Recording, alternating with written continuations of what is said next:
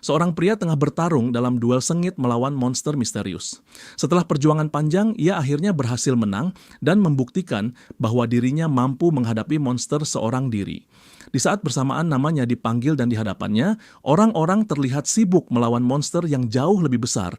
Salah satu dari mereka bertanya apa yang sedang ia lakukan, lalu menyuruh sang protagonis untuk tidak membuang waktu dan segera mengumpulkan barang yang telah mereka dapatkan. Dengan wajah gugup, ia segera meminta maaf. Namun bukannya memaafkannya, orang-orang itu justru mengutuknya dan pergi meninggalkannya. Di sisi lain, protagonis hanya bisa menyaksikan mereka dari kejauhan.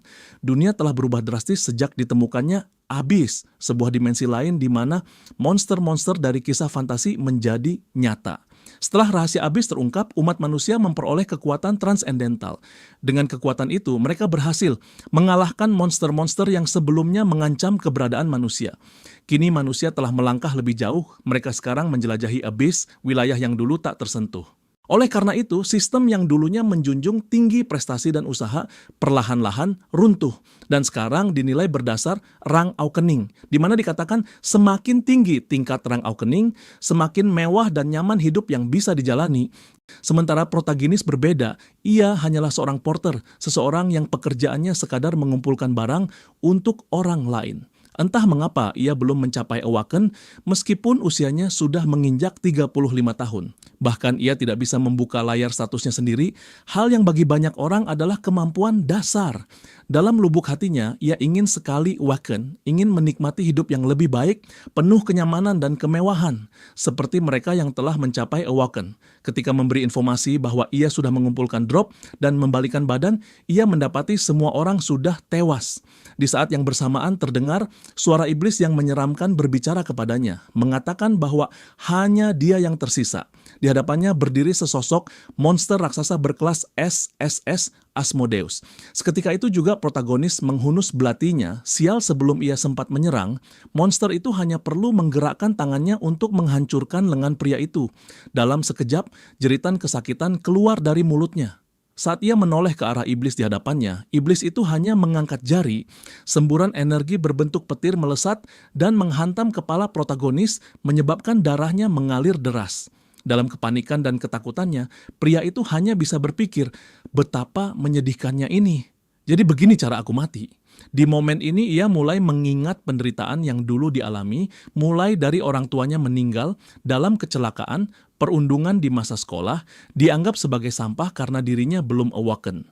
Pada saat ia larut dalam kesedihan, setetes darahnya jatuh ke tanah. Saat itu juga, suara misterius menggema di udara, mengatakan bahwa syarat untuk awaken telah terpenuhi. Di hadapannya terdapat sesosok makhluk berwujud manusia. Protagonis tidak bisa memahami apa yang sedang terjadi. Ia menoleh ke belakang dan di sana tubuhnya sendiri tergeletak tak bergerak. Asmodeus sang monster raksasa kini benar-benar terdiam seolah waktu telah berhenti. Makhluk humanoid itu menatapnya dan berkata, "Jangan pedulikan Asmodeus yang tak berarti itu." Dengan kebingungan, protagonis bertanya, "Siapa kau sebenarnya?" Makhluk itu menjawab bahwa semua orang memanggilnya King. Namun ia meminta pria itu untuk tidak khawatir, karena mulai saat ini ia akan memberinya authority. Pria itu semakin bingung dengan ucapan makhluk di hadapannya. Ia bertanya-tanya apa dia yang membuat Asmodeus dalam keadaan seperti itu. Namun sosok asing itu hanya tersenyum dan berkata, "Aku tahu kau memiliki banyak pertanyaan, tapi jawabannya sangat sederhana. Aku memilihmu karena aku terkesan dengan tekad dan kemauanmu yang kuat.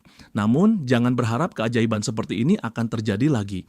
Di saat yang bersamaan, King mulai bersiap untuk memberikan kekuatannya. Pria itu masih dalam keadaan syok, berteriak, meminta penjelasan sebelum menerima kekuatan itu. Namun King hanya tertawa pelan, meminta protagonis menunggu. Setelah waktunya tiba, ia akan mengetahui semuanya. Selain King, terlihat monster besar turun ke arah protagonis dan di saat itu juga ia menghilang. Kemudian, samar-samar suara manusia lain terdengar. Perlahan-lahan ia membuka matanya. Saat matanya terbuka, ia disambut dengan ucapan selamat pagi. Tepat setelah ia bangun, sebuah tamparan keras mendarat di wajahnya. Ia menatap orang di hadapannya dan mengenali mereka. Sebuah pertanyaan muncul di kepalanya. Sialan, apa yang terjadi? Kenapa pembuli yang dulu di SMA ada di sini sekarang, sementara ia merasa tadi ada di Abyss? Pada saat itu, sebuah status window muncul memberi informasi dirinya, nama Kim Tae-hyun, usia 19 tahun, peringkat F, skill pre. Dalam sekejap, ia menyadari sesuatu, usia 19 tahun, berarti ia telah kembali ke masa lalu. Tepatnya 16 tahun yang lalu. Saat masih dalam kebingungan, seseorang kembali menamparnya. Namun bukannya marah atau takut, ia justru mulai tertawa. Para pembuli menatapnya dengan raut bingung. Apa yang salah dengannya? Apa dia sudah gila? Dalam sekejap ia membalas tamparan itu dengan sebuah pukulan keras. Untuk pertama kalinya, ia tidak hanya menerima serangan, tetapi juga membalasnya. Kim tersenyum. Kali ini karena ia menyadari sesuatu yang luar biasa, bahwa dirinya juga telah menjadi seorang yang terbangkitkan atau awaken. Mereka berempat masih berada di atas atap ketika si pembuli bernama Hyuk-soo tergeletak di tanah. Kim Tae-hyun mengusap pipinya, bersiap menghadapi dua pembuli lainnya yang kini menyerangnya secara bersamaan. Keduanya memiliki kekuatan unik. Satu bisa mengeluarkan api dari tangannya, sementara tangan pembuli yang lain membeku oleh es. Si pengguna api mencoba menyerangnya, namun Kim Tae-hyun berhasil menghindar dengan gesit, lalu membalas dengan sebuah pukulan di bawah dagu, di saat yang bersamaan Kim menendang perut pembuli lainnya. Wajahnya kini terlihat serius, dipenuhi konsentrasi dan tekad. Dalam benaknya ia teringat bahwa selama 35 tahun ia hidup sebagai seseorang yang tidak pernah mengalami awaken. Ia telah melakukan segala hal yang bisa ia lakukan. Mulai dari latihan fisik dasar, mempelajari semua informasi tentang Abyss dan monster, hingga menguasai berbagai keterampilan, termasuk pertarungan jarak dekat seperti tinju, kendo, dan panah. Oleh sebab itu, Kim begitu yakin bahwa ia tidak akan pernah kalah dari para pembuli yang bahkan belum memiliki dasar pertarungan sama sekali. Dua pembuli itu maju untuk menyerangnya, namun Kim melawan balik dengan mudah, melayangkan pukulan-pukulan akurat ke arah mereka. Keduanya terjatuh ke tanah. Kim Tae-hyun mengatur napasnya sambil menatap tubuh para siswa yang sudah terkapar di bawah. Ia tersenyum kecil dan berkata bahwa sepertinya ia perlu kembali melakukan latihan fisik lagi. Namun tiba-tiba Hyuk-soo mengejutkannya. Dengan nada meremehkan, ia tidak percaya Kim Tae-hyun telah awakening. Dengan penuh emosi, ia memaki Kim dan segera melepaskan kekuatannya. Perlahan tubuh Hyuk-soo berubah menjadi batu yang tampak kokoh dan keras. Kemampuannya disebut Stone Skin, sebuah kekuatan peringkat C yang membuat tubuhnya diperkuat dengan lapisan batu yang muncul dari kulit. Hyuk-soo melancarkan serangan pukulan berlapis batu, namun Kim dengan cepat menghindar dari serangan itu. Hyuk-soo tidak berhenti, ia segera meluncurkan serangan lain yang hampir saja mengenai Tae-hyun. Tepat saat itu Hyuk-soo tiba-tiba melompat ke arahnya dan berusaha menghantamnya dengan kedua tinjunya sekaligus. Serangan dahsyat itu menghasilkan ledakan besar yang seketika menggetarkan seluruh atap bangunan. Ketika area mulai perlahan-lahan bersih dari debu, ternyata Kim tidak terkena serangan tersebut. Di sisi lain, ia sudah berada di belakangnya, bersiap untuk melancarkan serangan. Merasakan kehadiran Kim di belakangnya, Hyuk-soo segera menoleh, dan saat itulah tinju Kim menghantam wajahnya dengan kekuatan besar. Kim bahkan sudah bersiap dengan pukulan keduanya, namun tiba-tiba ia terkejut. Serangan tersebut tidak berdampak apa-apa, sebab Hyuk-soo melapisi wajahnya dengan batu. Tak tinggal diam, Hyuk-soo pun segera melancarkan serangan balasan dan berhasil menghantam tubuh Kim secara langsung. Tubuh Kim terpental keras dan menghantam tanah dengan dampak yang luar biasa, hingga permukaan tanah pun retak. Dengan penuh rasa percaya diri, Hyuk-soo mendekatinya dan mengejeknya sambil berkata bahwa Kim seharusnya tahu batas kemampuannya sendiri. Dia lalu bertanya apakah Kim akan kabur seperti yang biasa ia lakukan di masa lalu atau mencoba bertarung dengan kemampuan barunya yang baru saja bangkit. Terbaring di tanah, Kim mengingat kembali bahwa setiap orang yang awaken memiliki sebuah skill dan peringkat. Peringkat itu dimulai dari F yang tidak jauh berbeda dari manusia biasa, hingga S yang kemampuannya setara dengan monster. Kekuatan fisik dan kemampuan para awakened meningkat secara drastis. Namun Kim tahu bahwa kemampuan yang dimilikinya saat ini adalah sesuatu yang belum pernah terdengar oleh siapapun, sebuah skill predation, dan yang lebih buruk lagi, kemampuannya berada di peringkat terendah. Karena itulah ia tak bisa memungkiri bahwa dirinya sama sekali tak memiliki peluang untuk menang melawan Hyuk-soo yang berada di peringkat C. Namun tiba-tiba tubuh Kim diselimuti aura gelap yang menyeramkan seketika membuat dia percaya diri. Terkejut, Hyuk-soo bertanya, kekuatan apa yang dimiliki Kim? Ia sulit mempercayai bahwa yang Kim ia anggap rendah sekarang benar-benar telah awakening. Kim menatap kedua tangannya yang kini mengeluarkan cahaya merah yang berasap dan ia pun bertanya-tanya sendiri, apakah ini yang disebut skill predation? Ia bisa merasakan kekuatan magic di dalam dirinya, bergerak mengikuti kehendaknya. Hyuk-soo langsung bergerak menyerang. Pikirannya penuh dengan keyakinan bahwa segalanya akan berakhir jika ia berhasil membunuh Kim. Kim mengulurkan tangannya yang diselimuti asap merah dan melepaskan serangan dahsyat dalam bentuk beberapa lingkaran cahaya. Hyuk-soo sangat terkejut, terutama karena serangan itu justru lebih kuat daripada kemampuannya sendiri. Tubuhnya yang tadinya dilapisi batu perlahan-lahan mulai terkelupas. Cahaya merah menyerupai benang berputar-putar di sekeliling tubuhnya, hingga akhirnya tubuh Hyuk-soo yang sebelumnya dilapisi batu, kini lenyap. Setelah beberapa saat berlalu, asap tebal yang menyelimuti seluruh area, diiringi oleh puing-puing yang berterbangan kemana-mana. Tepat saat itu, Hyuk-soo tampak seperti hangus terbakar, jatuh tersungkur tak berdaya di hadapan Kim. Di saat itu juga, sebuah layar notifikasi muncul dan memberitahukan bahwa skill predation telah berhasil digunakan. Sebagai hasil dari mangsa buruan yang berhasil ia taklukkan, rangnya pun meningkat. Batu-batu mulai menutupi tangan Kim, dan layar notifikasi memberitahu bahwa ia kini memiliki skill baru. Ini adalah kemampuan Stone Skin milik Hyuk-soo sebelumnya. Beberapa waktu kemudian di klinik sekolah, sang perawat terkejut melihat Kim datang sembari menggendong para pembuli. Meskipun dirinya sendiri nyaris pingsan karena kelelahan, Kim masih sempat menyapa sang perawat. Menyadari kehadiran Kim, perawat itu tak kuasa menahan diri untuk berteriak karena kaget. Setelah pertarungan berakhir, Kim sendiri yang berinisiatif membawa mereka semua ke klinik. Dengan kemampuan penyembuhan sang perawat, Kim pun mendapat perawatan. Ketika sang perawat menanyakan bagaimana mereka bisa sampai terluka begitu parah, Kim dengan tenang berbohong dan mengatakan bahwa mereka hanya terjatuh dari tangga. Setelah selesai dirawat, Kim berjalan di sepanjang jalan, pikirannya melayang kemana-mana. Ia merasa lega, akhirnya ia telah bangkit dan membalaskan dendamnya pada Hyuk-soo. Namun, satu masalah masih menghantuinya. Kim menggambarkan predation seperti sebuah cabang pohon berduri yang melilit dalam bentuk spiral. Peringkat yang selama ini nyaris mustahil ia tingkatkan, setelah bertahun-tahun latihan tanpa hasil, kini melonjak hanya dalam satu pertarungan. Meskipun secara sistem ia masih berada di peringkat F, kekuatannya telah melampaui player rank C. Lebih dari itu, ia memiliki kemampuan untuk mencuri skill dari lawan yang telah dikalahkannya. Saat menapaki anak tangga, pikirannya dipenuhi pertanyaan. Mengapa sosok putih yang menyebut dirinya King memberikan kekuatan itu padanya? Dan mengapa ia diberi kesempatan untuk kembali ke masa lalu? Pertanyaan demi pertanyaan terus membanjiri benaknya. Namun di balik semua keraguan, tatapan matanya menjadi tajam, ada satu hal yang harus ia lakukan. Setelah beberapa saat berlalu, kini ia berdiri di depan gerbang rumahnya. Sekarang ia berencana mencari tahu tentang kemampuan predation. Setelah orang tuanya meninggal dunia, Kim tinggal bersama pamannya. Di benaknya ia membayangkan wajah sang paman dan keluarganya. Namun sesampainya di ruang tamu, Kim kaget mendapati orang asing duduk santai di kursi, sementara dua orang lainnya berdiri di sampingnya dengan wajah tertutup. Di lantai, seorang anak laki-laki sedang berjongkok, sibuk memunguti uang yang berserakan di lantai. Anak itu pun terkejut melihat kemunculan Kim. Di sisi lain, Kim langsung bertanya mengapa Jae-young tidak berada di sekolah.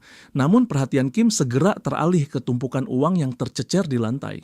Dalam hati, ia tak bisa menahan rasa amarah dan menyebut Jae-young sebagai bajingan. Ia teringat jelas bahkan sebelum ia kembali ke masa lalu, Jae-young adalah bocah yang selalu bergaul dengan para pembuli, bahkan sampai nekat menguras seluruh uang yang ada di rumah dan selalu membuat masalah. Kim memandangi Jae-young yang tampak berbisik pada salah satu pria yang kini berdiri dari duduknya. Dengan nada meremehkan, ia memperingatkan Kim agar tidak ikut campur jika tak ingin dipukuli. Tepat saat itu, ia juga merendahkan Kim karena belum awaken. Kim hanya memandangnya dengan ekspresi datar sebelum senyum sinis terbentuk di wajahnya. Tanpa basa-basi, Kim langsung melayangkan pukulan keras ke arah pria tersebut. Pukulan itu begitu kuat hingga membuat si pria terbatuk hebat saat tubuhnya menghantam lantai dengan keras. Jae-young dan dua orang bertopeng yang berdiri di sisi kanan dan kirinya sontak terkejut melihat hal tersebut. Kim naik ke atas tubuh pria yang baru saja dipukul, hendak melayangkan serangan lanjutan. Saat tangannya nyaris menyentuh wajah lawannya, pria itu panik dan berteriak, "Tunggu!" Tidak menghiraukan, Kim tetap melanjutkan niatnya dan mengaktifkan skill predation. Namun ekspresinya perlahan berubah menjadi kecewa saat muncul notifikasi yang menyatakan bahwa fungsi predation tidak dapat digunakan. Pria yang tergeletak di bawahnya menatap Kim dengan wajah ketakutan dan bingung. Tidak ingin mensia-siakan kesempatan ini, dengan cepat pria itu melayangkan tinjunya ke arah wajah Kim. Pukulan keras itu mengenai sasaran, dan Kim mengerang kesakitan saat tubuhnya terhempas ke lantai. Sementara dua pria bertopeng lainnya langsung mengambil posisi menyerang. Mereka menggunakan kemampuan masing-masing dengan kompak, salah satunya mengaktifkan skill Bind peringkat C, yang lain mengeluarkan skill Poison peringkat C, dan si pemimpin mengaktifkan skill Bleed peringkat C. Mereka bertiga dengan kompak menyerang ke arah Kim yang masih berusaha bangkit. Ketika akhirnya ia mampu mengangkat kepalanya, ia dikejutkan oleh pemandangan yang ada di depannya. Dalam sekejap, kilatan cahaya terang menyelimuti ruangan. Di dalam terlihat asap ungu pekat menyelimuti. Pria yang tampaknya adalah pemimpin dari kelompok tersebut awalnya menunjukkan sikap arogan, menyindir bahwa Kim hanya pura-pura menjadi seorang yang telah awakened. Namun keyakinannya perlahan-lahan berubah menjadi keterkejutan dan kebingungan saat ia menyaksikan pemandangan di depan matanya. Di balik asap tebal, tampak siluet tubuh Kim yang berdiri tegak. Sebuah layar notifikasi muncul mengonfirmasi bahwa penggunaan skill telah terdeteksi. Bind, Poison, dan Bleed telah dikonfirmasikan. Serangan-serangan itu telah meliputi area, namun tubuh Kim tetap berdiri kokoh, bahkan memancarkan cahaya terang. Layar notifikasi kembali muncul, kali ini menginformasikan bahwa berkat kekuatan misterius, ia berhasil menahan dampak dari ketiga skill tersebut. Tangan Kim perlahan mulai dilapisi oleh batu, efek dari skill Stone Skin. Ia tersenyum dan berkomentar bahwa meskipun skillnya sebelumnya tidak aktif, secara tiba-tiba malah bisa menetralkan skill musuh. Ia mengakui bahwa dirinya masih belum memahami sepenuhnya apa yang sedang terjadi, namun saat ini fokusnya tertuju pada si pemimpin kelompok yang masih berdiri dengan ekspresi penuh keterkejutan. Dalam sekejap, si pemimpin itu dihantam oleh tangan Kim yang kini tertutupi lapisan batu, membuatnya terhempas keras ke lantai. Kim tampak sangat puas melihat seberapa kuat kekuatan barunya. Taehyun menatap ke bawah, ke arah tubuh-tubuh yang kini tergeletak tak berdaya di lantai. Dua hal penting yang baru saja ia pelajari dari insiden ini. Salah satunya adalah bahwa jendela status yang hanya bisa dilihat oleh orang yang awaken. Menyadari bahwa meskipun ia memiliki informasi yang cukup rinci, tidak semuanya ditampilkan secara lengkap. Ia sadar bahwa mananya tidak berkurang dan kemampuan predation tidak aktif yang mengindikasikan bahwa ada faktor lain selain mana yang memengaruhi penggunaannya. Selain itu, ada efek pasif tersembunyi dari skill predation yang mampu menetralisir kemampuan terkait kondisi abnormal, seperti keracunan atau pendarahan. Meskipun hal ini tidak tercantum dalam deskripsi kemampuan tersebut. Sambil menopang dagu, ia berpikir untuk secara perlahan memastikan apakah dugaannya memang benar. Tepat saat itu, ia mendapati Jae-young sedang membungkuk ke hadapan Taehyun. Dengan penuh semangat, Jae-young menyatakan bahwa setelah melihat betapa hebat sepupunya itu, ia mulai merenungi tindakan-tindakannya sendiri, lalu memohon maaf kepada Taehyun. Jae-young kemudian melanjutkan dengan mengatakan bahwa ia akan menjilat sepatunya atau menggonggong seperti anjing. Ia siap melakukan apapun yang diinginkan Taehyun darinya. Ekspresi jijik terlihat jelas di wajahnya saat mendengar Jae-young benar-benar menggonggong seperti seekor anjing. Namun pikirannya teralihkan oleh kejadian lain yang akan berlangsung hari ini, kejadian yang melibatkan entitas merah raksasa dengan 4 mata yang menutupi langit. Taehyun lalu memberitahu Jae-young bahwa ia akan memaafkannya. Hal ini membuat Jae-young merasa antusias dan senang. Taehyun melanjutkan bahwa ia menginginkan sesuatu sebagai imbalan, yaitu agar Jae-young menemaninya menyelesaikan sesuatu. Awan gelap menyelimuti langit. Pintu masuk ke tempat tersebut dilengkapi dengan papan peringatan. Seorang pria berpakaian jas dan 2 wanita sedang berada di dalam area tersebut. Mereka tengah memperhatikan situasi yang ada di hadapan mereka. Mereka segera menyadari bahwa yang terjadi adalah sebuah gate break. Mereka menyaksikan bagaimana monster-monster bermunculan dari dalamnya. Gate break adalah fenomena di mana monster-monster muncul akibat terbukanya jalan menuju abyss. Jika dibiarkan, peristiwa ini dapat menyebabkan dungeon disaster. Pria tersebut berkomentar bahwa sudah 10 tahun sejak terakhir kali terjadi dungeon break. Ia menjelaskan bahwa gerbang tersebut muncul secara tiba-tiba sehingga para monster menyerbu keluar. Salah satu wanita menyatakan bahwa jika dilihat dari jenis monster yang muncul, jika mereka tidak segera bertindak, maka bencana dungeon hanya tinggal menunggu waktu. Wanita yang satunya lagi panik dan bertanya apakah mereka perlu segera mengevakuasi penduduk di sekitar area tersebut. Seseorang menjawab bahwa hal itu tidak perlu. Dengan penuh percaya diri, ia menjelaskan bahwa mereka sudah memiliki skill miliknya, yaitu Barrier Rank B. Karena gerbang ini hanya berkekuatan C, maka monster-monster yang muncul pun juga berada di tingkat kekuatan yang sama, yaitu peringkat C. Di tengah ia memberi penjelasan secara mengejutkan penghalang di belakangnya pecah, dan para monster mulai keluar. Dua wanita yang menyaksikan kejadian itu segera memanggil pemimpin tim mereka dengan nada khawatir. Pria itu langsung berbalik dan dengan satu tendangan ia berhasil mengalahkan beberapa monster sekaligus. Ia mengatakan kepada kedua wanita itu bahwa sebagai petarung peringkat B, mereka seharusnya mampu mengatasi situasi ini dengan mudah. Di sisi lain terlihat Jae-young dan Tae-hyun berlari sambil berbincang. Tae-hyun meminta Jae-young untuk berhenti memanggilnya Pak. Dari pengamatan Tae-hyun Gate Break yang terbuka, levelnya hanya C rank. Sementara itu, personel pengendali yang ada di sana adalah petarung peringkat B, sehingga mereka tidak akan kesulitan menghadapi lawan sekelas C rank. Namun semuanya akan baik-baik saja jika ini memang benar-benar dungeon peringkat C. Pernyataan itu mengejutkan dan membuat Jae-young ngeri. Di area terlarang, tubuh-tubuh monster mati berserakan membentuk tumpukan. Seorang pria bersetelan jas memeriksa mayat-mayat tersebut sambil merasa ada yang janggal. Ia tidak bisa memahami bagaimana monster-monster dengan peringkat rendah bisa menembus penghalang peringkat B miliknya. Lalu sebuah kemungkinan terlintas dalam pikirannya bahwa mungkin saja mana yang meluap di area itu melebihi rangnya. Mereka melihat beberapa monster berwajah seram keluar dari gerbang tersebut. Di antara mereka ada satu monster berukuran sangat besar dengan deretan gigi tajam yang mengerikan. Mereka terus mengamati makhluk itu yang berusaha menerobos penghalang. Monster itu membuka mulut lebarnya dan mengeluarkan raungan yang menakutkan. Terkejut, pria itu bertanya, "Makhluk apa itu?" Belum sempat mendapat jawaban, monster tersebut kembali meraung keras dan akhirnya berhasil menghancurkan penghalang. Setelah penghalang roboh, lebih banyak monster melewati celah yang terbuka. Raungan monster raksasa itu menggema dengan keras, menciptakan suasana mencekam. Monster tersebut dikenal dengan sebutan ogre raksasa, sebuah makhluk kelas A. Dalam ketakutan, ia menyadari bahwa insiden di gate ini bukanlah ancaman kelas C seperti yang diperkirakan sebelumnya, melainkan ancaman kelas A yang jauh lebih berbahaya. Dalam hitungan detik, api menyelimuti pandangannya, ledakan keras pun terjadi. Jae-young terus berbicara sambil berlari. Ia mulai berpikir bahwa Tae-hyun mungkin saja benar, tapi tetap merasa hal ini terlalu tidak masuk akal. Bagaimana Tae-hyun bisa tahu tentang semua ini? Sementara itu Tae-hyun sendiri tak bisa mengatakan bahwa semua ini pernah ia alami sebelum dirinya kembali ke masa lalu. Jae-young berkata, fakta bahwa mereka tidak mengeluarkan perintah evakuasi, pastinya mereka sudah mengurus gate tersebut. Tae-hyun hanya menjawab, intuisi. Jawaban ini membuat Jae-young bingung.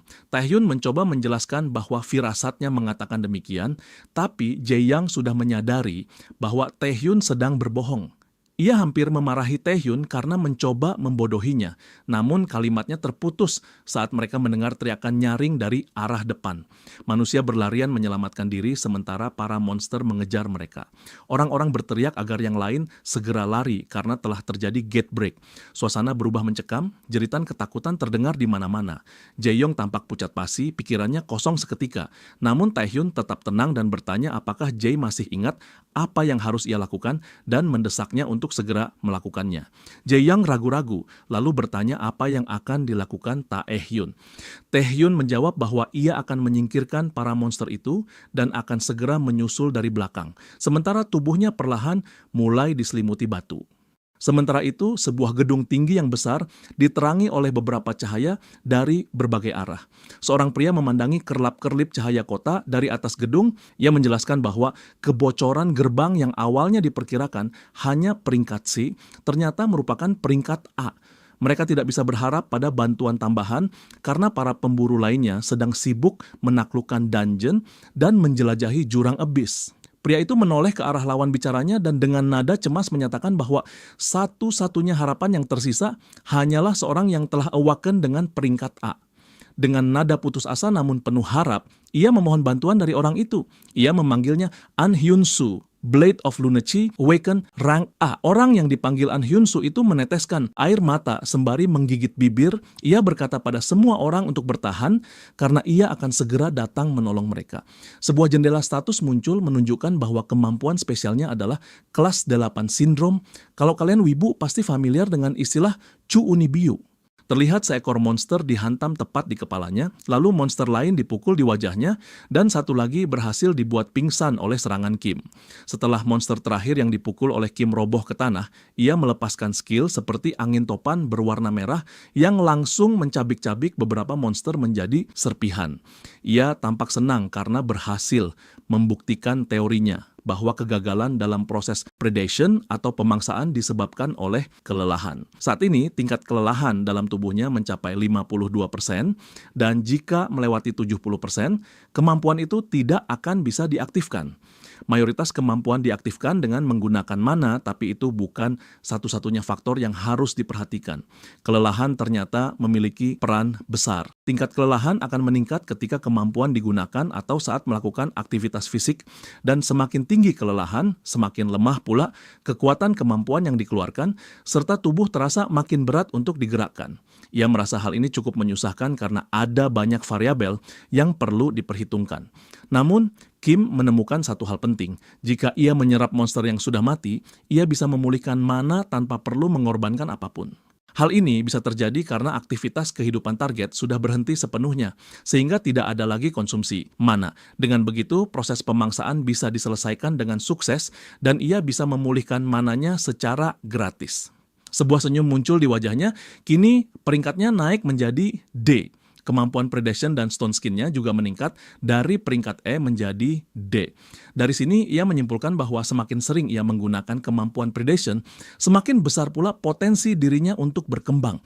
Ia bahkan bisa membayangkan jika pertumbuhannya terus berlanjut seperti ini, suatu saat ia bisa mencapai peringkat S atau SS atau bahkan rank SSS pertama. Setelah menyatakan bahwa tugasnya selesai, dia pun berniat kembali ke tempat Jae-yong berada. Namun belum sempat menyelesaikan kalimatnya, tiba-tiba ia merasakan sesuatu dari belakang. Dalam sekejap, seekor monster raksasa jatuh tepat di tempatnya berdiri. Pria dengan pedang itu menyebut monster itu sebagai makhluk menjijikkan dan bersumpah akan membalas semua korban yang telah dibunuhnya. Pria itu lalu memperkenalkan dirinya dengan penuh semangat. Namanya An Hyun-soo, sang pejuang keadilan, menyatakan bahwa dirinya lah yang akan menghakimi akhir hidup monster itu. Di sisi lain, Taeyun tampak kebingungan. Si ogre meraung keras sambil mengangkat tinjunya ke udara, bersiap menyerang. An Hyun-soo menantikan serangan itu dengan mata penuh tekad mengangkat pedangnya dan meluncurkan rentetan serangan cahaya tajam berbentuk seperti berlian ke arah ogre tersebut. Serangannya begitu dahsyat hingga menciptakan ledakan besar di tengah kota. Taeyun terkejut menyaksikan apa yang baru saja terjadi. Ia nyaris tak percaya bahwa pria itu bisa mengalahkan monster peringkat A dengan begitu mudah. Dia pun menyimpulkan bahwa pria itu pastilah seorang Awaken peringkat A yang sendirian berhasil menghentikan insiden break sebelum ia regresi. Kini ia baru saja memastikan sendiri bahwa kekuatan pria itu memang sekuat yang dikabarkan. An Hyun-soo kemudian tersenyum dan menunjukkan ekspresi konyol saat ia menyatakan bahwa monster bodoh itu akhirnya mati di tangan pedang keadilannya.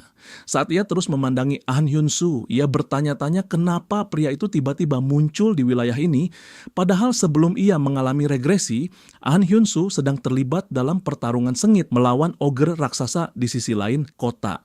An Hyun-soo tampak fokus mendoakan para warga yang telah gugur. Ketika Taehyun sedang mengamati Hyun-soo, mendadak muncul sebuah jendela notifikasi yang mengindikasikan bahwa sebuah skill telah terdeteksi. An Hyun-soo tiba-tiba ditikam tepat di dada oleh seorang pria botak yang muncul dari belakangnya. Ia memuntahkan darah sambil terbatuk dan berkata, "Apa?" Dengan senyum jahat, pria itu berseru bahwa akhirnya ia berhasil menangkap An Hyun-soo. Sebagian besar area kota telah hancur akibat kejadian itu. Sementara itu, sebuah pasar pakaian tampak tidak mengalami kerusakan sama sekali. Jae-young sedang memperhatikan seorang perawat yang tertidur di atas sofa. Jae-young berkeringat dingin, ragu-ragu sambil bertanya dalam hati, apakah yang akan ia lakukan ini benar? Ia teringat pada percakapannya dengan Taehyun. Saat itu ia diberitahu bahwa banyak orang akan kehilangan nyawa dan salah satu dari mereka adalah perawat sekolah mereka, Choi Na-yung. Tae-hyun menjelaskan bahwa perawat itu akan tewas karena ia memilih menolong orang-orang daripada menyelamatkan diri. Tae-hyun lalu bertanya apakah Jae-young bisa membuat orang tertidur dengan kemampuannya. Jae-young pun mengiyakan. Setelah itu, ia mendapat instruksi untuk membuat sang perawat tertidur dan membawanya ke tempat yang aman. Sisanya akan ia tangani sendiri. Jae-young kemudian melanjutkan memperhatikan Choi Na-yung yang masih terlelap.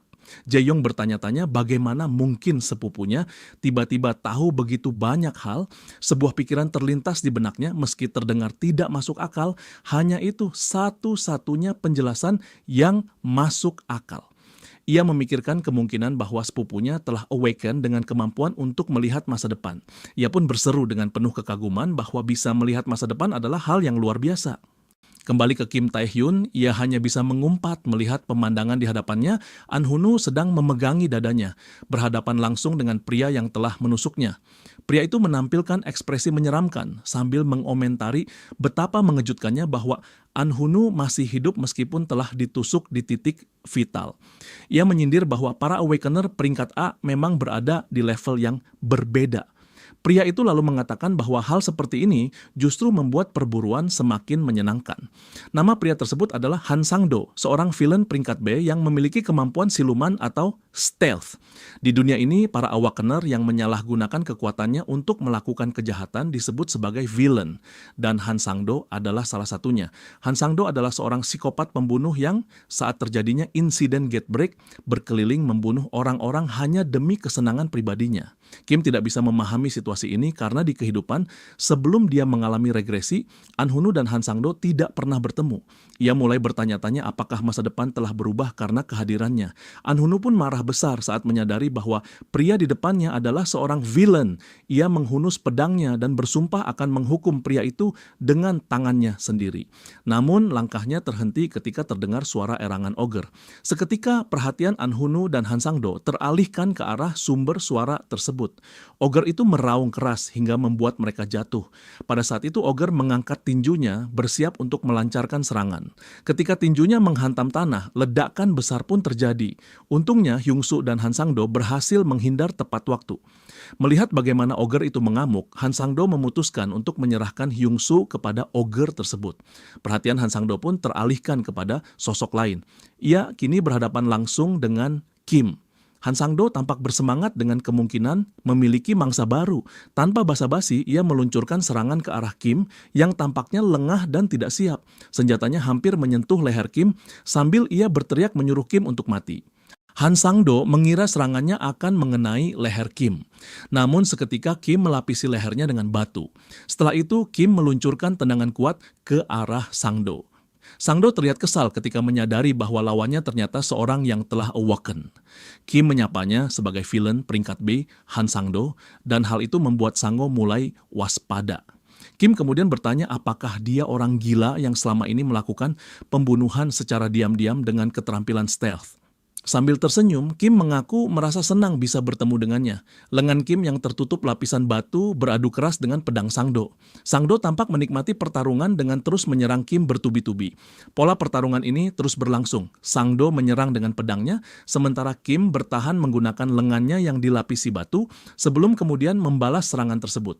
Keduanya lalu mundur beberapa langkah. Sang-do memuji kemampuan bertarung Kim. Ia menatap Kim sambil berkata bahwa tak disangka pedangnya menjadi tidak berguna melawannya. Ia kemudian menambahkan bahwa meski Kim mungkin tahu sesuatu tentang dirinya, bukan berarti Kim bisa langsung menyimpulkan bahwa ia punya peluang untuk menang. Sang-do kemudian memberinya nasihat bahwa dunia ini tidak selalu berjalan sesuai dengan rencana atau keinginannya. Tiba-tiba Sang-do menghilang dari pandangan. Kim langsung menyadari bahwa lawannya menggunakan kemampuan siluman. Ia segera mengambil posisi bertahan, bersiap menghadapi musuh yang tersembunyi. Ia dengan cepat membalikkan badan dan memukul ke arah udara sambil menyatakan bahwa serangan Sang-do takkan bisa melukainya. Namun tanpa ia sadari, Sang-do sebenarnya berada tepat di belakangnya. Kim benar-benar lengah saat Sang-do muncul dan bertanya, apakah dia yakin dengan apa yang baru saja dikatakannya. Kim langsung berbalik untuk menangkis pedangnya, namun secara tak terduga tangannya berdarah. Ia terkejut saat melihat tangannya yang dilapisi batu bisa terluka. Sang-do tertawa mengejeknya lalu bersiap melancarkan serangan berikutnya. Sambil bersiap, ia bertanya pada Kim apakah dia tahu sudah berapa banyak orang seperti dirinya yang telah ia buru. Orang-orang yang melakukan kesalahan dengan mengira bahwa kemampuan mereka tak terkalahkan. Ia kemudian bertanya apakah Kim kini mulai panik dan ingin melarikan diri. Titik lemah Kim terbuka, ia diserang dari segala arah. Kim menggertakkan giginya, menahan serangan bertubi-tubi yang menghujani tubuhnya. Sang-do mengatakan bahwa ia seharusnya paham bahwa setiap teknik pasti memiliki celah. Dengan serangan terakhirnya, Sang-do meninggalkan Kim dalam keadaan lantai dipenuhi cipratan darah. Kim terengah-engah mencoba menenangkan napasnya. Di lubuk hatinya, ia mulai menyadari kelemahan dari kemampuan Stone Skin. Kini ia memahami bahwa kemampuan itu tidak ideal untuk sepenuhnya menahan serangan, karena getaran atau guncangan yang terlalu kuat akan menghancurkan batu tersebut. Bagian yang terkena serangan akan digantikan oleh formasi batu baru yang daya tahannya jauh lebih lemah. Kim akhirnya menyadari bahwa sejak awal, Sang-do memang menargetkan kelemahan itu. Tatapan mata Sang-do tampak begitu tajam dan menakutkan. Namun Kim tetap bisa tersenyum karena ia telah memperoleh pemahaman penting bahwa pertarungan jarak dekat masih mungkin dilakukan bahkan melawan lawan peringkat B. Kim lalu bertanya pada Sang-do apakah mereka sebaiknya mengakhiri pertarungan di situ. Ekspresi kebingungan menyelimuti wajah Sang-do. Ia tertawa lalu mengejek Kim, bertanya apakah ia sudah gila karena terpojok. Tanpa membuang waktu, ia menerjang ke arah Kim dengan kecepatan penuh. Kim lalu bertanya apakah Sang-do tahu alasan sebenarnya ia ingin bertemu dengannya. Tiba-tiba kilau merah terpantul di mata Sang-do. Kim mengungkapkan bahwa tujuannya di sini adalah untuk merebut kemampuan stealth Sang-do. Sang-do terkejut menyaksikan kekuatan Kim yang akhirnya ditampakkan. Meski begitu ia tertawa, kemudian mengaktifkan kemampuan stealth, merasa yakin bahwa selama dirinya tak terlihat, maka serangan apapun tak akan bisa mengenainya. Namun Kim tidak menunjukkan rasa panik sedikit pun. Sebaliknya ia justru mengingatkan lawannya pada ucapan yang ia lontarkan sebelumnya, bahwa setiap kemampuan pasti memiliki kelemahan. Kim pun tampaknya menyadari sesuatu. Setelah berulang kali memangsa monster, ia mulai memahami bahwa ada beberapa di antaranya berhasil lolos dari penglihatannya, tapi pada akhirnya skill predation melahap mereka semua. Dengan kata lain, kemanapun ia bersembunyi, sejauh apapun ia melarikan diri, tetap saja predation akan mencapainya. Tiba-tiba Sang-do menjerit kesakitan. Predation mencabik-cabik tubuhnya hingga hancur. Matahari mulai terbit menyinari seluruh kota dengan hangatnya sinar pagi. Hyung-so terlihat tergeletak tengkurap di tanah, mengutuk nasibnya karena telah tertusuk oleh musuhnya. Meski ia dikenal dengan berbagai gelar seperti pahlawan keadilan atau prajurit tak terkalahkan, nyatanya ia tetap tak bisa menghindari kematian. Seketika muncul sesosok ogre raksasa di hadapannya. Makhluk itu mengaum keras sambil sembari bersiap melayangkan pukulan ke arah Hyung-so. Serangan itu menimbulkan ledakan besar, debu dan puing-puing beterbangan di sekelilingnya, menciptakan suara yang menggelegar. Saat debu mulai mengendap dan pandangan mulai jelas, ogre itu terkejut. Tubuh Hyung-so tak terlihat di tempat yang seharusnya. Kim telah menggunakan kemampuan stealth untuk menyelamatkan Hyung-so dari serangan tersebut. Cahaya terang dari matahari terbit perlahan mengusir kegelapan langit malam. Seorang pria dan wanita tampak terkejut ketika mereka membuka pintu. Jae-young memanggil ayah dan ibunya, mengumumkan bahwa ia telah pulang ke rumah. Kim bertanya pada pamannya, apakah semuanya baik-baik saja? Air mata mengalir dari mata pasangan tua itu. Mereka begitu lega karena para monster tidak menyakiti anak-anak mereka. Pasangan tua itu mengatakan bahwa rumah mereka berantakan, seolah-olah seseorang telah merusaknya. Namun Jae-young tetap bersikeras bahwa tidak ada apa-apa yang terjadi, bahkan meminta Kim untuk mengiyakan. Seseorang sedang menonton berita melalui ponsel. Dalam siaran itu disebutkan bahwa sesuai dengan pedoman pemerintah, peringatan akan terjadinya gate break telah sepenuhnya dicabut. Selain itu, berita tersebut juga menyatakan bahwa pemerintah mempertimbangkan kemungkinan terjadinya gate break lanjutan. Oleh karena itu, memutuskan untuk menutup sekolah-sekolah di sekitar lokasi selama 1 minggu. Seiring dengan munculnya kabar tentang orang yang selamat, publik mulai merasa lega. Pria yang sebelumnya mengenakan setelan jas bersama 2 wanita yang menyertainya, kini terlihat memakai pakaian rumah sakit saat mereka berjalan menyusuri koridor. Perawat Choi sedang menjelaskan kepada pihak kepolisian bahwa ia terbangun di dalam sebuah pusat perbelanjaan tanpa mengingat bagaimana ia bisa sampai di sana. Sementara itu, Hansu tampil dalam siaran langsung untuk mengumumkan bahwa dialah bukan orang yang telah mengalahkan Giant Orge. Ia mengungkapkan bahwa pahlawan sejati sebenarnya adalah orang lain. Namun karena jasad ogre raksasa tersebut belum ditemukan dan keberadaan villain yang menyerang masyarakat masih belum diketahui, membuat publik merasa khawatir dengan langkah-langkah pengamanan yang ada mungkin tidak cukup memadai. Orang yang sedang menonton berita itu kemudian mematikan ponselnya. Ternyata orang tersebut adalah Kim Tae-hyun. Ia merasa lega sekaligus senang karena namanya tidak disebutkan sama sekali dalam laporan berita tersebut. Tae-hyun berdiri di atas rel kereta sambil menatap ke arah terowongan yang gelap.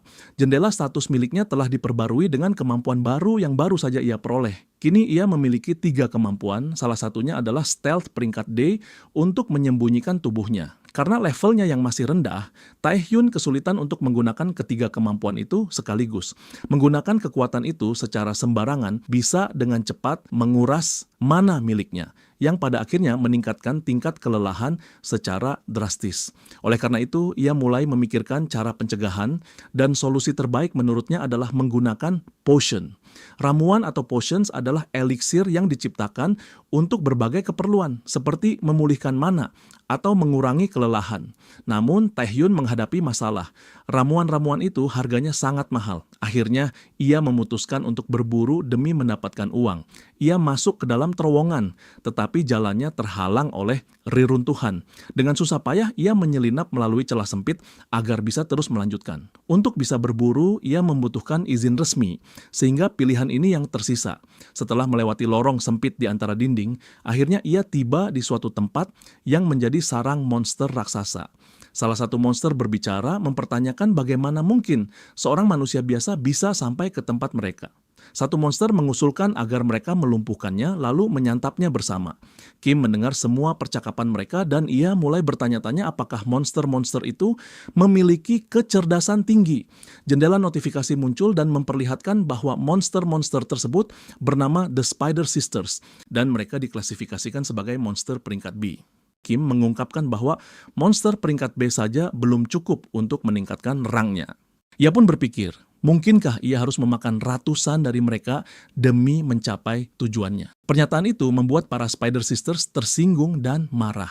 Salah satu dari mereka tampak mengembungkan pipinya dan secara serempak meludahkan cairan ungu ke arah Kim.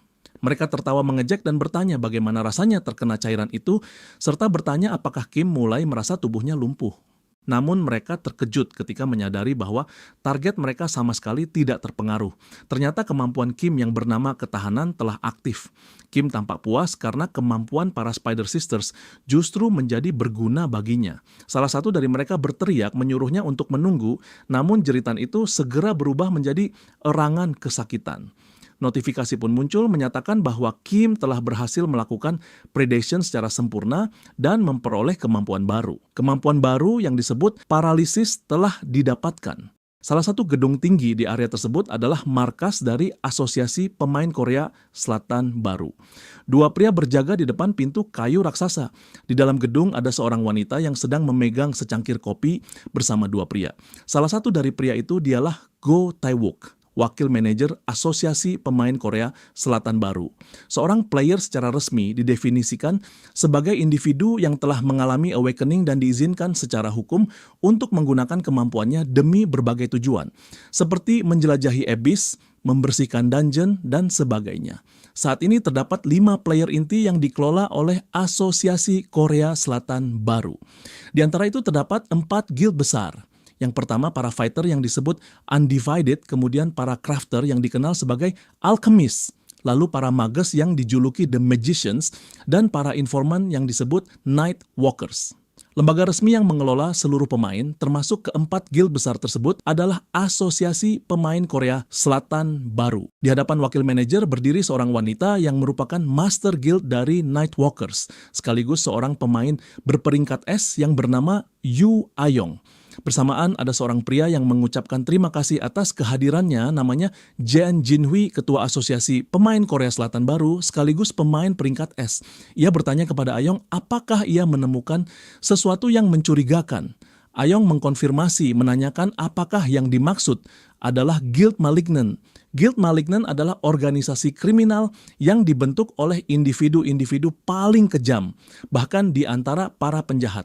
Ciri khas anggota guild ini adalah cincin emas yang mereka kenakan, dengan 3 tengkorak yang terukir di atasnya.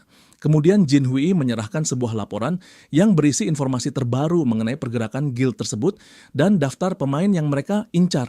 Ayong memberitahunya bahwa dia yakin pria itu tidak mencarinya hanya untuk menyerahkan dokumen, maka dia langsung saja menanyakan apa yang sebenarnya dibutuhkan darinya. Pria itu tertawa mengakui bahwa yang dia ingin pendapatnya mengenai sesuatu.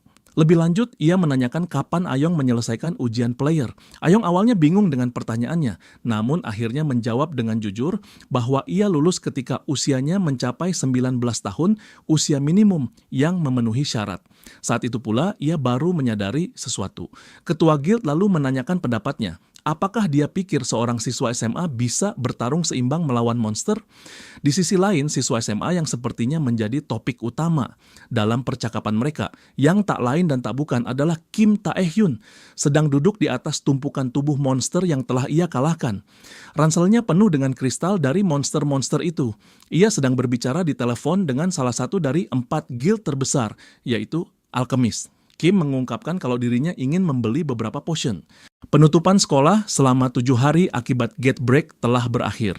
Selama masa penutupan sekolah itu, Kim sibuk dengan berbagai aktivitas berupa latihan fisik bersama Jae-young dan berhasil membersihkan beberapa dungeon. Setelah beberapa saat berlalu, tepatnya di dalam gedung milik Guild Alchemist, salah satu dari 4 guild besar.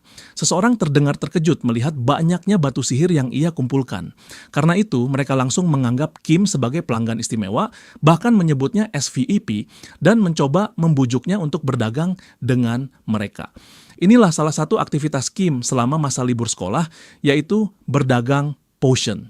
Meski begitu, peringkat keseluruhannya tetap berada di level C. Perjalanan yang harus ia tempuh masih panjang, dan di sisi lain ia tetap harus pergi ke sekolah. Karena rasa penasaran, teman-teman sekelasnya pun bertanya, apakah dia sudah mengalami awakening sebab beredar kabar bahwa dia telah mengalahkan Hyuksu dan antek-anteknya.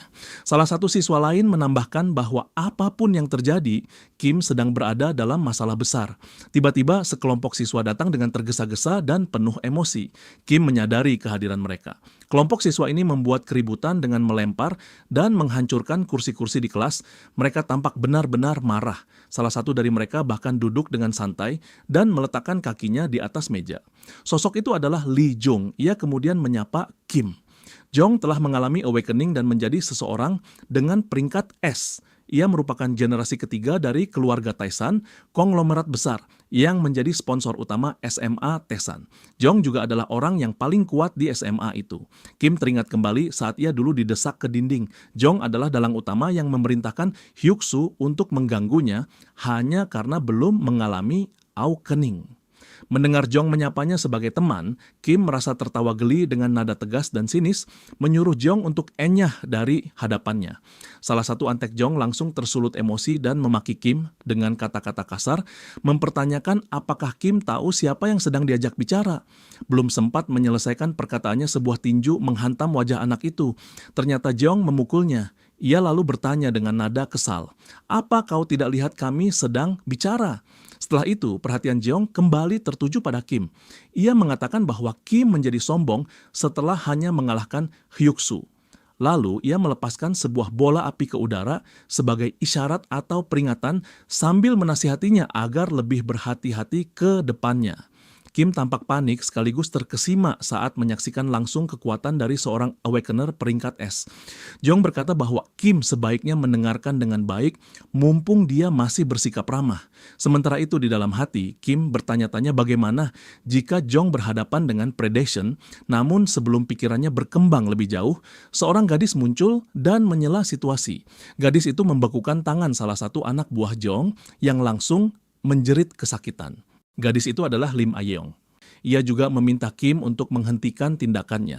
Ia mengenal Ayong sebagai sosok yang memegang banyak peran penting, ketua kelas, dan juga saudara tiri Yu Ayong. Ia juga dikenal sebagai putri dari keluarga kaya, murid teladan, Awakener peringkat S, calon peringkat 1 di semester mendatang, serta kandidat noblesse oblige seorang player masa depan yang diprediksi mencapai peringkat SS. Ayong memiliki banyak julukan dan diperkirakan akan terus mendapat lebih banyak lagi seiring waktu.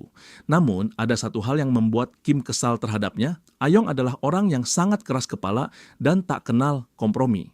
Jeong pun mencoba bersikap seolah-olah tidak terjadi apa-apa, berdalih yang ia lakukan hanyalah mengobrol dengan teman lamanya. Namun Ayong menanggapinya dengan sinis dan bertanya, sejak kapan teman berniat meninju wajah temannya sendiri? Jeong memperingatkan Ayong agar berhati-hati dengan ucapannya. Ayong menanggapi ancaman itu dengan ancaman balik. Jika dia tidak pergi sendiri, maka ia akan menggunakan kekuatan paksa. Keduanya saling mengintimidasi dengan kekuatan masing-masing. Dalam hati, Kim berharap mereka segera berhenti karena jika tidak, seluruh kelas akan berubah menjadi medan pertempuran. Akhirnya Jeong memalingkan wajahnya dan memutuskan untuk pergi mengatakan bahwa ia sama sekali tidak berniat untuk bertarung di sini. Namun itu hanyalah tipuan, ia membalikan badan sambil bersiap melepaskan bola api dari tangannya. Tiba-tiba bel sekolah berbunyi, mengejutkan ketiganya. Suara pengumuman dari klub penyiaran terdengar melalui speaker. Isi pengumuman itu adalah bahwa akan diadakan kelas khusus yang diselenggarakan oleh asosiasi player di aula utama dan seluruh siswa diminta untuk segera berkumpul di sana. Pengumuman itu diulang 2 kali karena situasinya yang cukup mendadak. Api yang menyelimuti Lee Jong perlahan mulai padam. Ia kembali menatap Ayong dengan tajam. Ayong membalas tatapan itu sambil bersiap menghadapi serangannya. Tapi Lee Jong hanya mencibir dan keluar dari ruangan. Ia sempat berkata bahwa Kim Tae-hyun beruntung kali ini sebelum akhirnya menutup pintu dengan keras. Begitu mereka benar-benar keluar dari pandangan, Ayong segera menoleh ke arah Kim dan menanyakan apakah dia baik-baik saja. Ia berniat mengatakan bahwa Lim tidak perlu berterima kasih padanya, tetapi Kim sudah tidak berada di kursinya lagi. Ayong terkejut karena Kim ternyata sudah berdiri di depan pintu. Kim bertanya kenapa Ayong masih berdiri di situ dan apakah dia tidak mendengar pengumuman untuk segera berkumpul di aula utama. Setelah itu, Kim mengatakan bahwa dia akan pergi duluan. Ayong hanya bisa berdiri terpaku, ia bertanya-tanya dalam hati, apakah Kim memang selalu bersikap seperti itu. Beberapa saat kemudian, di aula utama, para siswa tampak penasaran dengan isi kelas khusus tersebut. Terlebih lagi karena acara itu diselenggarakan oleh asosiasi pemain. Banyak yang bertanya-tanya apakah kelas khusus itu ada hubungannya dengan insiden gate break. Di atas panggung, seseorang mulai berbicara. Pria memperkenalkan dirinya sebagai Gu Tae-wook, wakil manajer SDM dari Asosiasi Pemain. Ia mengumumkan bahwa kedatangannya ke sana memiliki 2 tujuan. Pertama, untuk menyampaikan permintaan maaf atas respon buruk dari pihak asosiasi pemain terhadap insiden gate break. Dan yang kedua, untuk memberikan player trials. Di sisi lain, terlihat Jeong yang sedang tersulut emosi perihal masalahnya dengan Kim. Ayong pun dalam pikirannya berencana berbicara secara pribadi dengan Kim usai upacara. Sementara itu, Kim yang tidak tahu apa-apa hanya menguap santai tanpa memperhatikan situasi. Para siswa mulai saling berbisik, bingung dengan pengumuman itu. Mereka tidak mengerti apa hubungannya seleksi pemain dengan mereka, apalagi seleksi tersebut baru dibuka untuk usia 19 tahun ke atas, sedangkan mereka bahkan belum memenuhi syarat usia tersebut. Mendengar keributan kecil di antara para siswa, Tae-wook memahami pemikiran mereka. Namun ia segera menjelaskan bahwa kini hal tersebut juga akan berkaitan langsung dengan mereka. Ia mengungkapkan bahwa akibat meningkatnya jumlah gate break dan lonjakan tajam jumlah monster serta dungeon, asosiasi pemain menyadari bahwa mereka kekurangan tenaga. Oleh karena itu, mulai dari seleksi pemain yang akan datang, sistem pencalonan akan dibuka, bahkan untuk siswa sekolah menengah atas. Para siswa pun terkejut mendengar hal tersebut. Taiwook melanjutkan penjelasannya bahwa calon peserta dari setiap sekolah akan dipilih berdasarkan kombinasi beberapa faktor, seperti nilai hasil penilaian kemampuan, catatan akademik, dan perilaku. Kim tersenyum, sedikit tidak percaya dengan penjelasan itu. Ia tahu betul bahwa player trial memang telah dibuka untuk siswa SMA. Proses seleksi sebenarnya sudah dimulai, dilakukan melalui kemampuan Taiwook yang disebut Observer's Eye.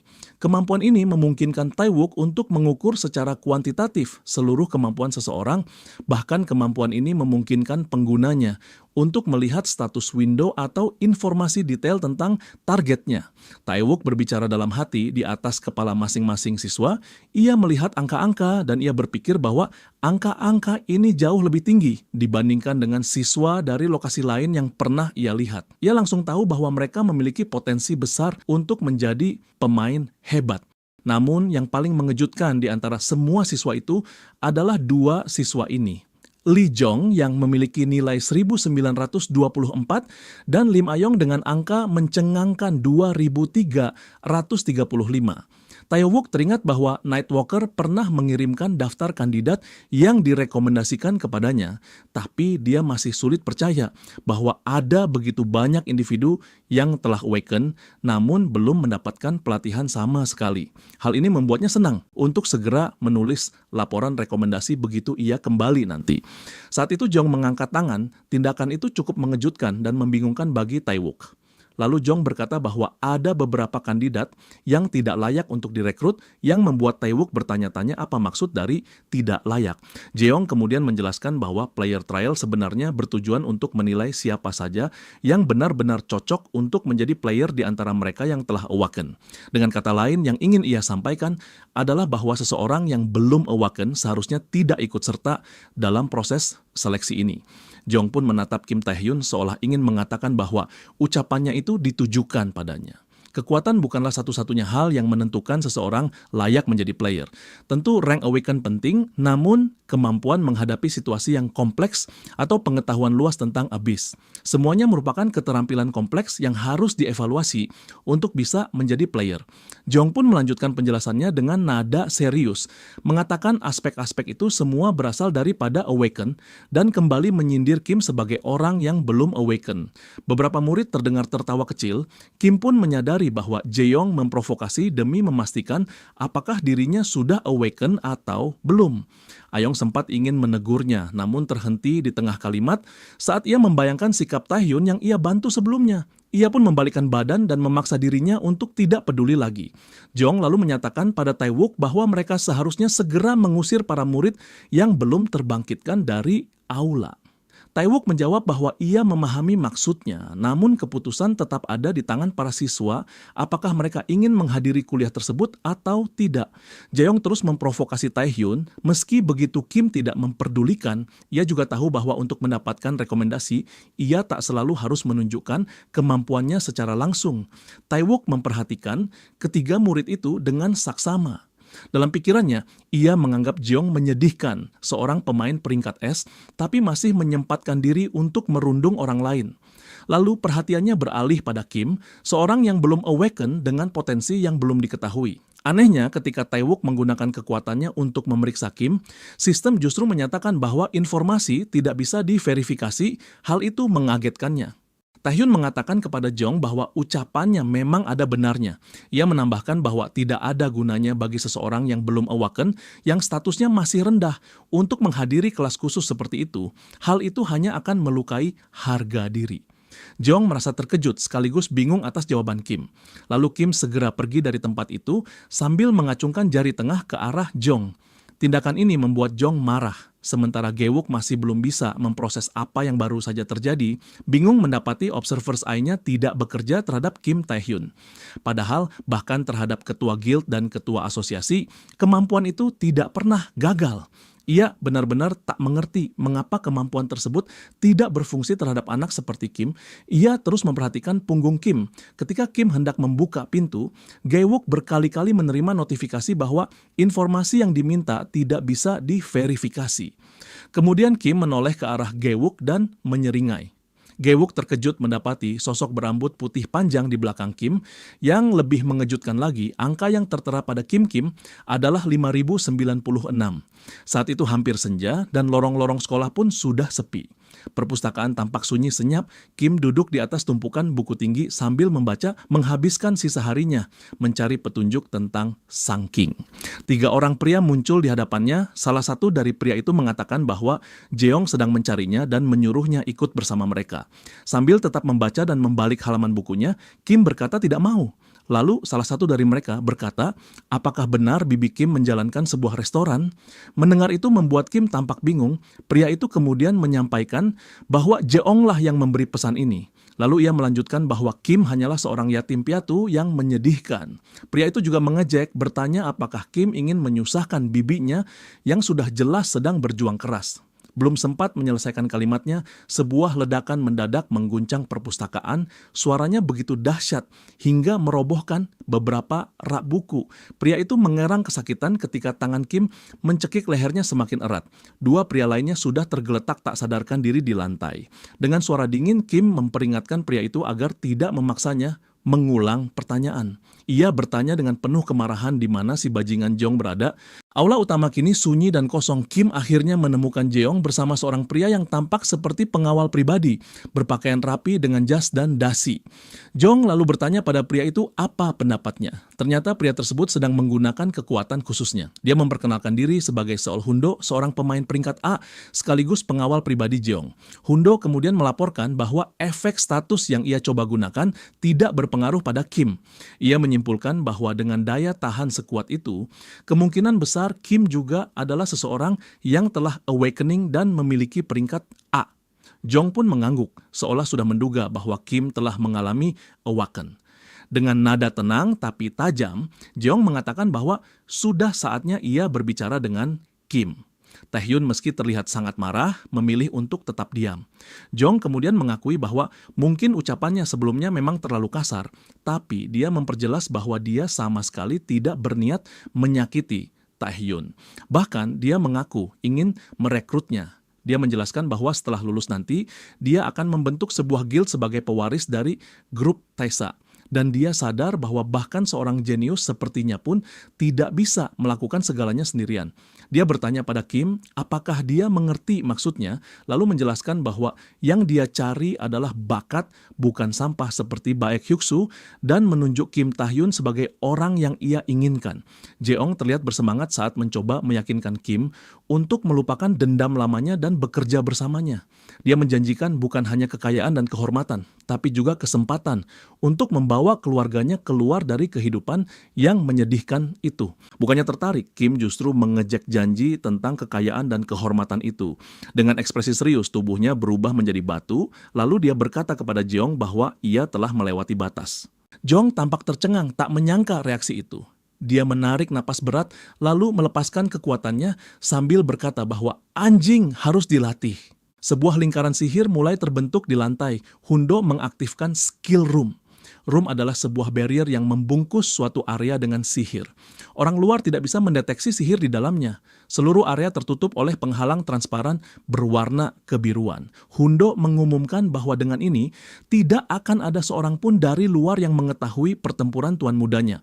Taehyun melesat ke arah Jeong dengan tinju batu miliknya, sementara tinju Jeong diselimuti api. Tinju mereka bertabrakan menghasilkan pusaran udara yang kuat di tengah-tengah.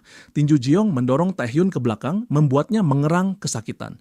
Jeong kemudian maju lagi, bersiap melancarkan serangan berikutnya. Serangannya disertai pukulan yang dahsyat, hingga menciptakan ledakan besar, seolah-olah gunung berapi meletus.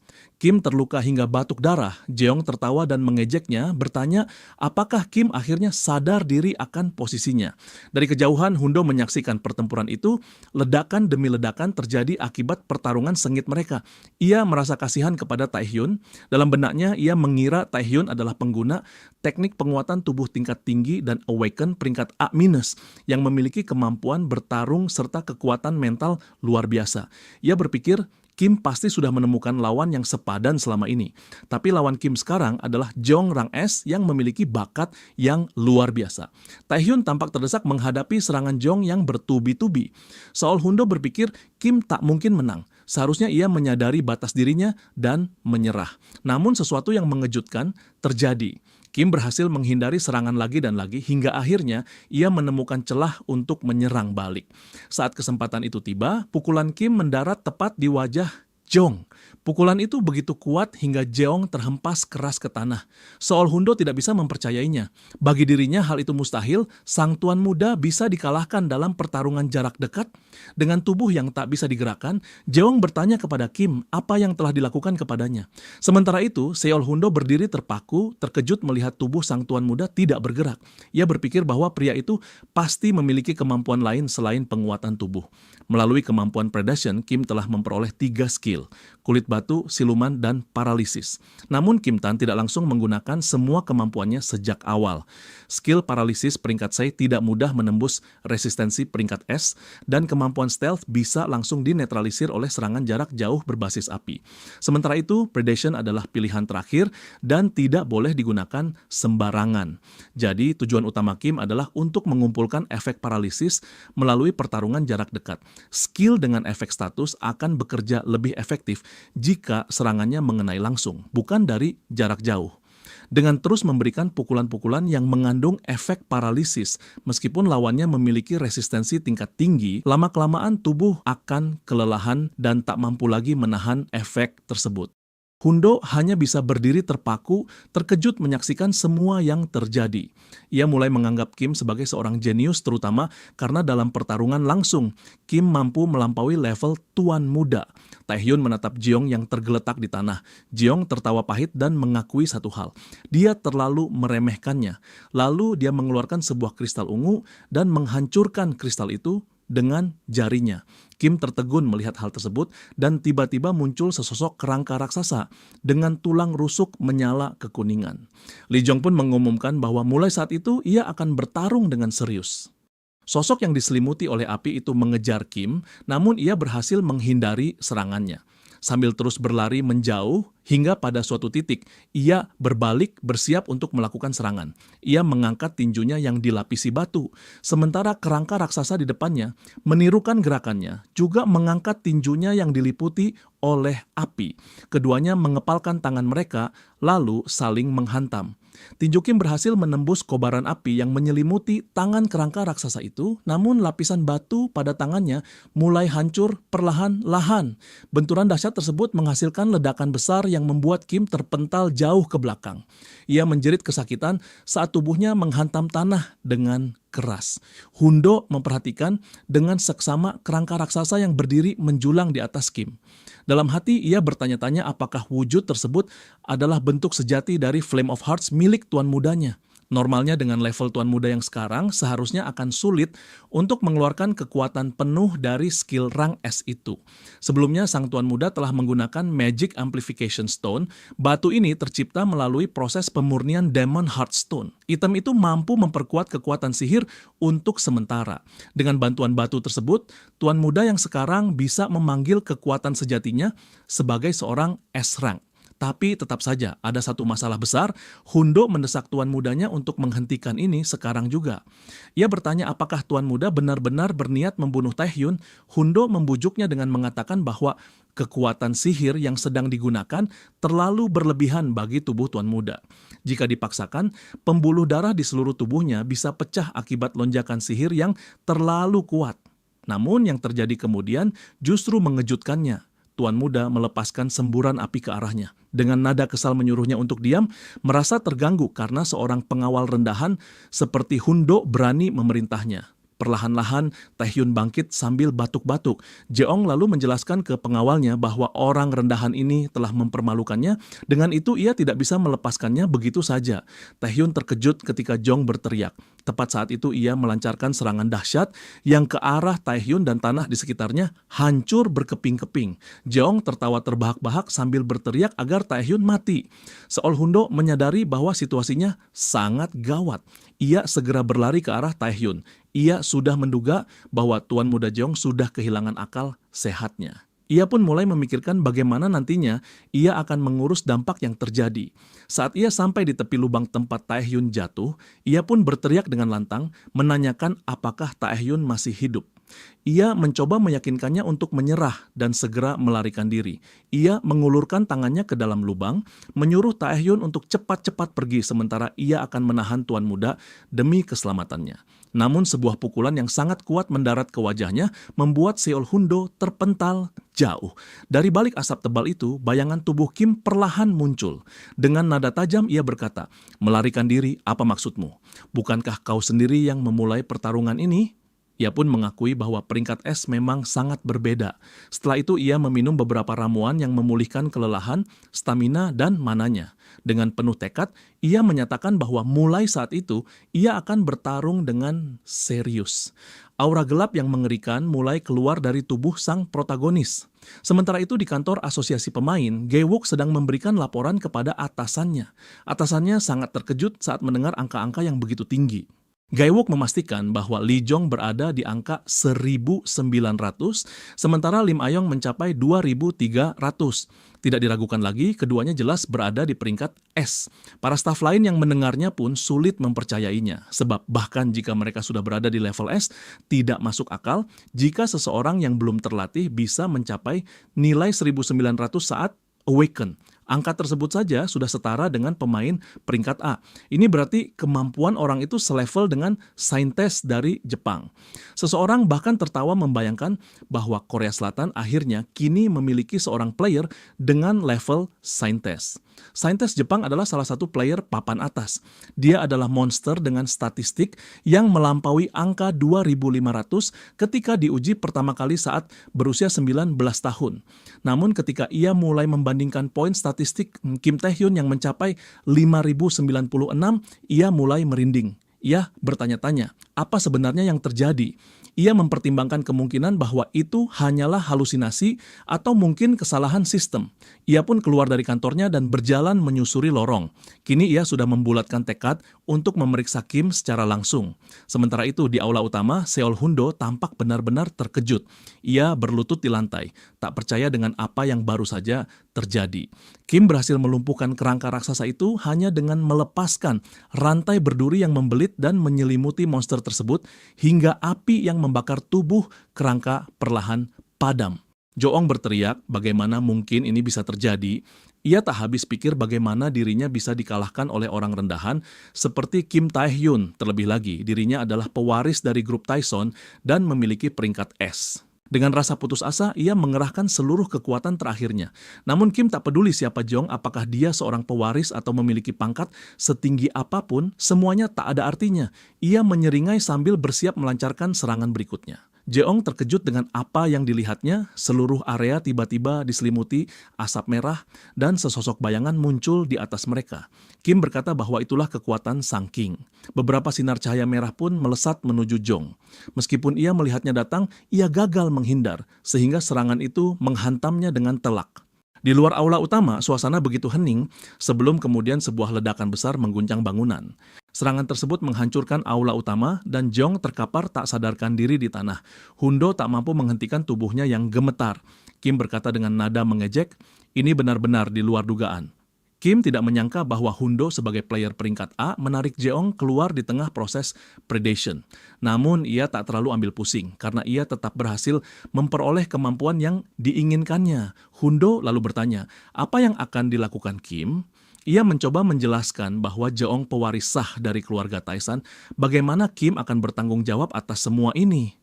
Mendengar itu Kim menyebut Seo Hundo tak tahu malu lalu menanyakan siapa sebenarnya yang memulai pertarungan ini dan apa aku terlihat seperti orang yang akan ketakutan menghadapi ancaman seperti itu. Kim mengatakan bahwa meskipun begitu, tak perlu khawatir karena ia tak memiliki niat untuk membunuh Jae-yong. Sebagai balasannya, Kim berkata bahwa sudah sepantasnya ia menerima kompensasi atas nyawa Jae-yong. Seo Hundo tampak terkejut dengan pernyataan itu. Kim lalu berkata bahwa secara nama dan status, Lee Jae-yong adalah pewaris resmi dari grup Taesan. Ia menyeringai dan berkata seharusnya setidaknya ia ingin 1 miliar won.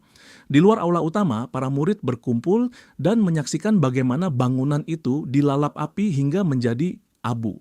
Seorang guru memerintahkan mereka untuk kembali ke tempat masing-masing. Para siswa bertanya-tanya, apakah ini adalah serangan dari penjahat atau monster?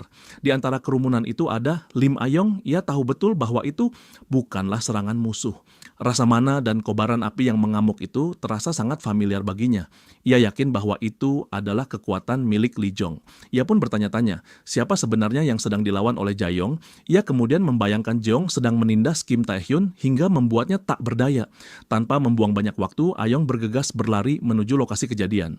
Sang guru terkejut melihat tindakan spontan Ayong yang tiba-tiba menerobos maju. Dalam pelariannya, Ayong dipenuhi rasa penyesalan karena sebelumnya ia telah menilai Kim secara salah.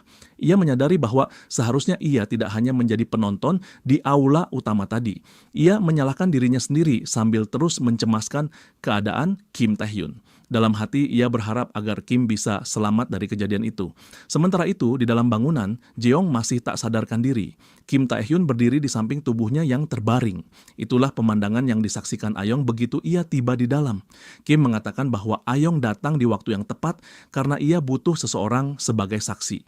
Namun, ia segera mengoreksi ucapannya dan mengatakan bahwa sebenarnya ia butuh bantuan untuk memindahkan tubuh Jeong. Ayong terpaku dan terkejut melihat situasi di hadapannya. Tae-hyun segera menginstruksikan Ayong agar membawa Jeong ke ruang perawatan, atau lebih tepatnya ke rumah sakit. Tanpa berpikir panjang, Ayong langsung mendekati tubuh Jeong sambil bertanya pada Kim tentang apa yang sebenarnya terjadi.